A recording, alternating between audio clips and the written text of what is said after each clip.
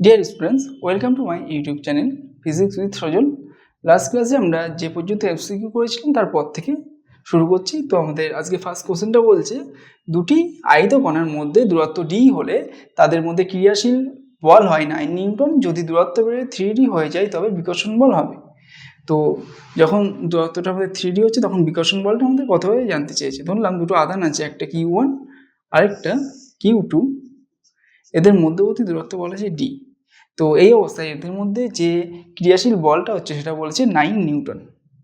তো তার মানে এদের মধ্যে ক্রিয়াশীল বল এফ হলে এফ ইকুয়াল টু আমাদের কোশ্চেনে বলা আছে 9 নিউটন। আবার কুলম্বের সূত্র দেখে এফটাকে আমরা এইভাবে লিখতে পারি 1/4πε0 Q1 Q2 by d square, এটা ইকুয়াল টু 9 নিউটন হচ্ছে। এখন দূরত্ব বেড়ে যখন 3D হয়ে যাচ্ছে তখন আমাদের বলটা এরকম হবে।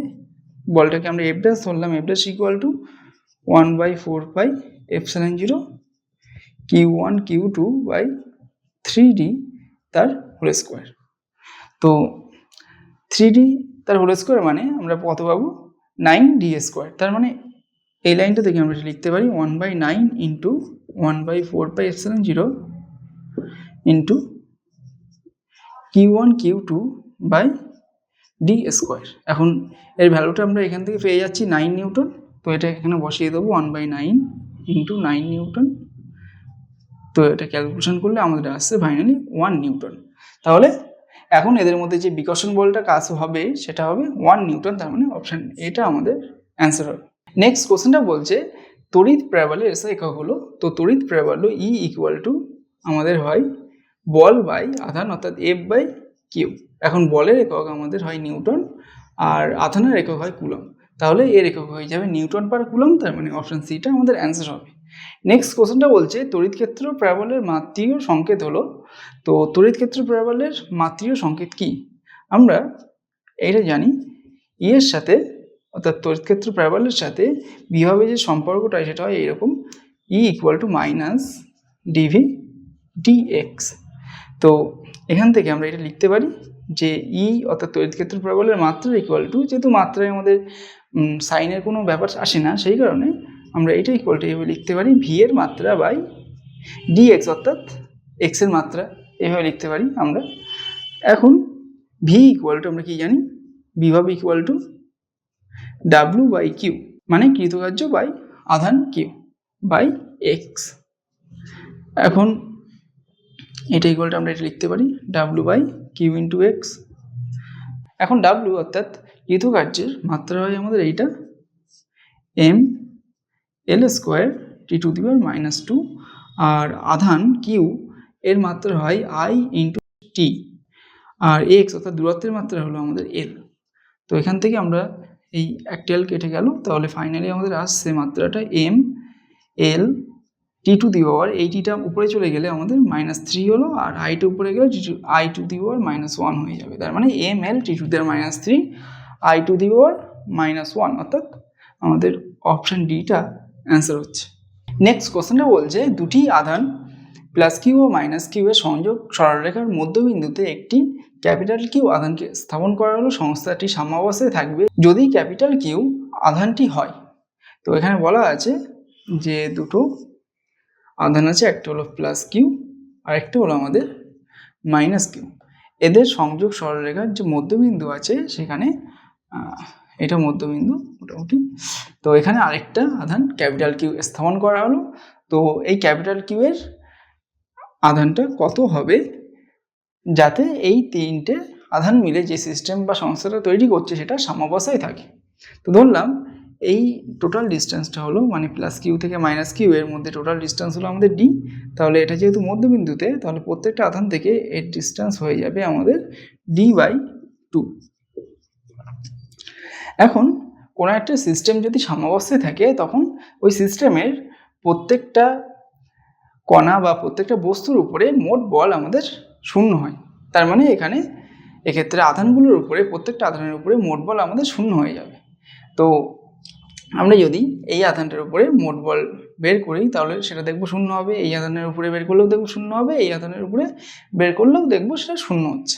তো আমরা এই প্লাস কিউ আধানের উপরে মোট বলটা বের করব, সেটা ধরলাম এফ তো সেটা ইকুয়াল টু কত হবে, এর উপরে কে বল দিচ্ছে, এই প্লাস কিউ, এটা আমাদের বের করতে হবে, এই কিউ আধানটা বল দিচ্ছে, তো সেই বলটা কত হয়ে যাবে, আমরা 1/4πε0টাকে এখানে কে ধরে নিচ্ছি, তাহলে K into Q by d/2 তার হোল স্কোয়ার। আর একে একটা বল দেবে, সেটা সেই বলটার মান কত হবে, এটা আচ্ছা ফার্স্ট একটা কে আসবে, কে ইন্টু কিউ বাই d/2 তার এটা d/2 হবে না, এখান থেকে আধানের দূরত্ব হলো d, তার মানে আমাদের এখানে নিচে হয়ে যাবে d²। তো এই মোট বলটা আমাদের কি হবে, শর্তানুসারে 0 হবে। এখন এখান থেকে আমরা কিউ এর ভ্যালুটা বের করব। তো এটা ইকুয়াল টু 0, তার মানে এখান থেকে আমাদের যেটা কমন আছে টার্মটা কিউ বাই এখান থেকে d², প্রত্যেকটা টার্মে d² আছে, তো d²টা কমন নিয়ে গেলাম। তাহলে ফার্স্ট টার্ম থেকে পড়ে থাকছে আমাদের এই ক্যাপিটাল কিউ, আর নিচে 1/2 তার স্কোয়ার, মানে 4 হচ্ছে 1/4, সেটা উপরে উঠে গেলে 4 কিউ হবে, প্লাস এখান থেকে আমাদের একটা স্মল কিউ পড়ে থাকছে, তো এইটা ইকুয়াল টু 0 হচ্ছে। এখন এইটা রাইট হ্যান্ড সাইডে গুণ করে দিলে 0 হয়ে যাবে, তাহলে আমরা পাচ্ছি এইটা ইকুয়াল টু 0। তো আমাদের বের করতে হবে ক্যাপিটাল কিউ এর ভ্যালু, তো ক্যাপিটাল কিউ ইকুয়াল টু আমাদের হয়ে যাচ্ছে, এটা ডান দিকে গেলে মাইনাস কিউ হয়ে গেল, আর এইটা ক্যাপিটাল কিউ এর সাথে গুণ আছে, তাহলে এটা এক্ষেত্রে ভাগ হয়ে যাবে, তাহলে -q/4 হয়ে গেল। তাহলে এই ক্যাপিটাল কিউ এর যে ভ্যালু বের হলো সেটা হলো -q/4, তার মানে অপশন ডিটা আমাদের অ্যান্সার হবে। নেক্সট কোশ্চেনটা বলছে, একটি বর্গক্ষেত্রের প্রতিটি শীর্ষবিন্দুতে কিউ পরিমাণ আধান রাখা আছে, বর্গক্ষেত্রটির কর্ণদ্বয়ের ছেদবিন্দুতে এমন একটি আধান ক্যাপিটাল কিউ রাখা হলো যাতে সংস্থাটি সাম্যাবস্থায় থাকে, তাহলে ক্যাপিটাল কিউ হবে। তো এর প্রত্যেকটা শীর্ষবিন্দুতে একটা করে স্মল কিউ আধান রাখা আছে, আর এই বর্গক্ষেত্রের কর্ণদ্বয়ের ছেদবিন্দু অর্থাৎ এই দুটো কর্ণ, এদের ছেদবিন্দু এখানে একটা ক্যাপিটাল কিউ আধান রাখা আছে। এখন বলেছে যে সংস্থাটি যদি আমাদের সাম্যাবস্থায় থাকে তাহলে এই ক্যাপিটাল কিউ এর মানটা কত হবে বের করতে বলেছে। এখন এই সিস্টেমটা যেহেতু আমাদের সাম্যাবস্থায় আছে, তাহলে এখানে যে কটা আধান আছে প্রত্যেকটা আধানের উপরে বাকি আধানগুলো দ্বারা যে মোট বল হবে সেটা আমাদের শূন্য হয়ে যাবে। তো ধরলাম আমরা এই আধানটার উপরে মোট বল কত বের করতে যাচ্ছি, তো এর উপরে এই কিউ আধান একটা বল দেবে, যেহেতু একই আধান সেই কারণে ধরলাম এইদিকে বল দিল, একে এইদিকে একটা বল দেবে, একে এই কর্ণ বরাবর একটা বল প্রয়োগ করবে, যেটা আমাদের কিউ আধান ছিল, একে এই কর্ণ বরাবরই একটা বল প্রয়োগ করবে, তো সেটা ধরে নিলাম সেম ডিরেকশনে এইদিকে আছে। তো এই বলটাকে আমরা ধরলাম F1, এটা F2, আর এই কিউ আধানটা এর উপরে যে বলটা দিচ্ছে সেটা ধরলাম F3, আর এর জন্য যেটা সেটা আমরা ধরলাম ক্যাপিটাল কিউ এর জন্য F4। তো আমাদের এই যে বর্গক্ষেত্রটা আছে প্রত্যেকটা সাইড আমরা ধরে নিলাম এ, তাহলে এই কিউ আধান আর এই কিউ আধানের জন্য যে বলটা হবে সেই বলগুলোর মান আমাদের সমান হবে, তাহলে F1 আর F2 আমাদের মানটা সমান হবে, আমরা 1/4πε কে ধরে নিচ্ছি, তাহলে এইটা ইন্টু কিউ অর্থাৎ কিউ² বাই এদের মধ্যে যে ডিস্টেন্স সেটা দুটো ক্ষেত্রেই আমাদের এ, তার মানে a² হয়ে গেল। এখন বর্গক্ষেত্রের কর্ণের দৈর্ঘ্য হয় আমরা জানি √2a, তাহলে এই F3 অর্থাৎ এই স্মল কিউ এর উপরে যে বলটা দিচ্ছে সেটা আমাদের কত হয়ে যাবে, F3 equal to K into, তাহলে এখানে কিউ² হবে বাই √2 ইন্টু এ তার হোল স্কোয়ার, অর্থাৎ এইটা হবে। আর এই ক্যাপিটাল কিউ এই স্মল কিউ এর উপরে যে বলটা দেবে সেটা হলো আমাদের F4, তাহলে আমাদের এই বলটার মান হয়ে যাবে K into small Q into capital Q, তাহলে এই ডিস্টেন্সটা আমাদের কর্ণের দৈর্ঘ্যের অর্ধেক হবে অবশ্যই, তাহলে √2a/2 তার হোল স্কোয়ার। তাহলে এখান থেকে আমরা পাচ্ছি এইটা হলো, আর নিচে এই √2 আর এই 2 থেকে একটা √2 কেটে গেলে নিচে √2 পড়ে থাকবে, তার স্কোয়ার করলে আমরা 2 পাবো, ওটা যেহেতু আমাদের নিচে আছে তার মানে উপরে গুণ হয়ে যাবে, তাহলে এইরকম হয়ে গেল 2 small Q into capital Q by a square. এখন F1 আর F2 এর মান সমান আর এরা পরস্পরের সাথে লম্ব হয়ে গেছে, তার মানে এদের লব্ধিটা অবশ্যই আমাদের এই F3 বা F4 যে দিক বরাবর কাজ করছে সেই দিক বরাবরই হবে। তাহলে এই দুটো লব্ধিটাকে আমরা F ড্যাশ ধরে নিলাম, সেটা হয়ে যাবে আমাদের root over F1 square plus F2 square. তার মানে যেহেতু এ দুটো সমান, তার মানে আমরা এটা এইভাবে লিখতে পারি ইন্টু F1, তাহলে চলে আসলো √2 into k into q square by a square. এটা হয়ে গেল আমাদের F ড্যাশ।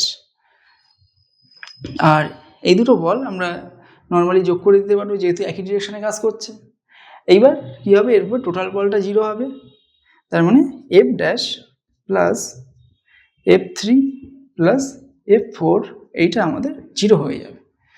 তো এটা 0 হলে আমরা লিখতে পারি F ড্যাশ মানে এইটা K into √2 q square by a square plus F3 আমাদের বেরিয়েছে এইটা, তাহলে K into q square by 2a square plus আর F4 এইটা বেরিয়েছে, তাহলে K into 2 small Q into capital Q by a square equal to আমাদের 0 হচ্ছে। এখন প্রত্যেকটা টার্ম থেকে q by a square into small q এটা আমাদের কমন আমরা দেখতে পাচ্ছি, প্রত্যেকটা টার্ম থেকে কমন আছে।